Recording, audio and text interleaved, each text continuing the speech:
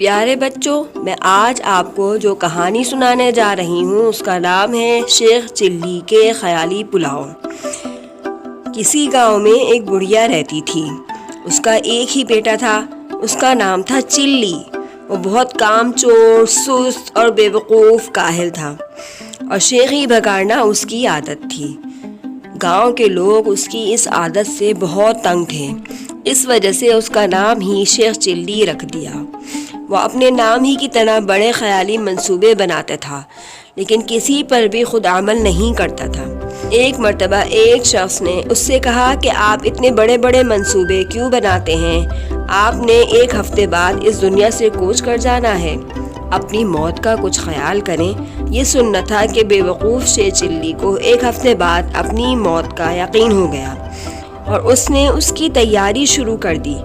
اس نے قبر کھدوائی، پھر اس میں جا کر لیٹ گیا۔ تو بچوں 6 دن گزر گئے، کچھ نہ ہوا۔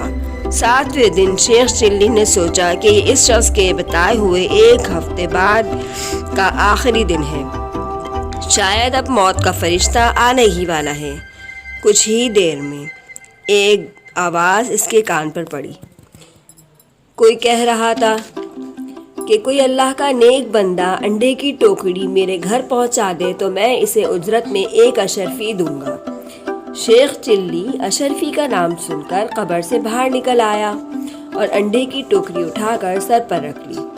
یہ دیکھ کر ٹوکری کے مالک نے کہا، شیخ صاحب ذرا سنبھال کر لے جانا، انڈے ٹوٹنے نہ پائیں، ورنہ میں 1 پائی نہیں دوں گا اور اس کی قیمت بھی لوں گا۔ شیخ چلی بڑے غرور سے بولا، یا صاحب میں شیخ چلی ہوں، کوئی چھوٹا موٹا شخص نہیں ہوں، پورا گاؤں مجھے جانتا ہے۔ یہ کہہ کر وہ انڈے کی ٹوکری لے کر چل پڑا۔ خیالی پلاؤ پکانے کی تو عادت تھی، سر پر انڈوں کی ٹوکری رکھ کر راستہ چلتے ہوئے زہری رو بہک گئی اور لگے خیالی پلاؤ پکانے۔ انڈے پہنچانے کی اجرت مجھے 1 اشرفی ملے گی، بڑی رقم ہے، اس سے میں مرغی خریدوں گا، وہ انڈے دے گی، انڈے بیچ کر بکری لوں گا، جو بچے دے گی، بکری کے بچے بیچ کر گائے لوں گا، گائے دودھ دے گی، میرے بچے دودھ مانگیں گے تو میں یہ کہوں گا یہ لو دودھ۔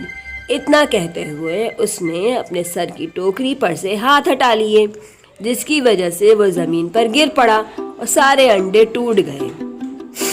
انڈے کے مالک نے جب یہ منظر دیکھا تو روتے ہوئے بولا، ہائے میرے انڈے، ہائے میرے انڈے۔ دوسری طرف شیخ چلی روتے ہوئے بولا، ہائے میرے بچے، ہائے میرے بچے۔ دونوں کی آہوزاری سن کر لوگ جمع ہو گئے، اور شیخ چلی کی بات سن کر اس نے کہا، تمہاری تو شادی بھی نہیں ہوئی، تو بچے کہاں سے آ گئے جو تم رو رہے ہو؟